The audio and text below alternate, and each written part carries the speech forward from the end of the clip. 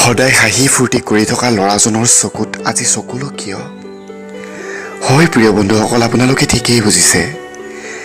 সদায় হাঁহি ফূৰ্তি কৰি অসমবাসীৰ হৃদয় জয় কৰা ল'ৰাজন মোহন ওৰফে দীপজ্যোতিকেও তেওঁ আজি উচুপিছে।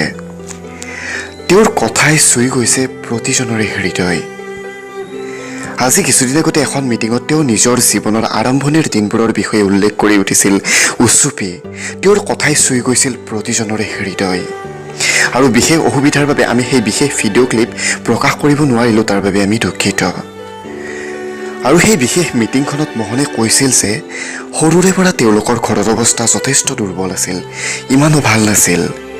যথেষ্ট সংঘাতৰ মাজেৰে তেওঁলোকে দিন পাৰ কৰিবলগীয়া হৈছিল। কিন্তু অভিনয় কৰি ভাল পাইছিল তেওঁলোকৰ অভাৱ অনাটনক নিজৰ আৰু অভিনয়ৰ মাজত বাধাৰ প্ৰাচীৰ হিচাপে থিয় দিব দিয়া নাছিল মোহনে। নিজৰ হবি অভিনয়ৰ প্ৰতি সম্পূৰ্ণ শ্ৰদ্ধা আছিল মোহনৰ। আৰু নিজৰ অভিনয়ৰ সপোন পূৰণ কৰিবলৈ অযুত সপোন বুকুত বান্ধি লৈ গুৱাহাটীলৈ আহিছিল তেওঁ। আৰম্ভণিৰ দিনত তেখেতে বহুত কষ্ট কৰি দিনত মাত্ৰ এসাঁজ ভাত খাই ইপিনে সিপিনে দৌৰি বেহাৰবাৰী আউটপোষ্টত অভিনয় আৰম্ভ কৰিছিল। প্ৰথম অৱস্থাত যদিও সফলতাৰ মুখ দেখা নাছিল, বৰ্তমান বেহাৰবাৰী আউটপোষ্ট অসমৰ সবাতোকৈ জনপ্ৰিয় ধাৰাবাহিক। আৰু দিনত মাত্ৰ এসাঁজ ভাত খাই কেৰিয়াৰ আৰম্ভ কৰা সেইজন মোহন, যাক কোনেও চিনি পোৱা নাছিল, আজি তেওঁ অসমৰ এজন জনপ্ৰিয় অভিনেতা, যাৰ অভিনয়ে অসমবাসীৰ ডেকাৰ পৰা বুঢ়া প্ৰতিজনৰে মুখত হাঁহি বিৰিঙাই। লগতে তেওঁ বহুতো অনুষ্ঠানৰ মুখ্য অতিথি।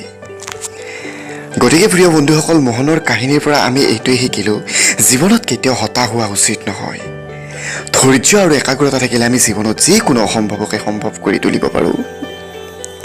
গতিকে প্ৰিয় বন্ধুসকল, ভিডিঅ'টি কেনে পালে জনাব, লাইক আৰু শ্বেয়াৰ কৰিব। আৰু এনেকুৱা ধৰণৰ ভিডিঅ' মই পাই থাকিবলৈ আমাৰ এই চেনেলটো নিশ্চয় ছাবস্ক্ৰাইব কৰিব। Thank U.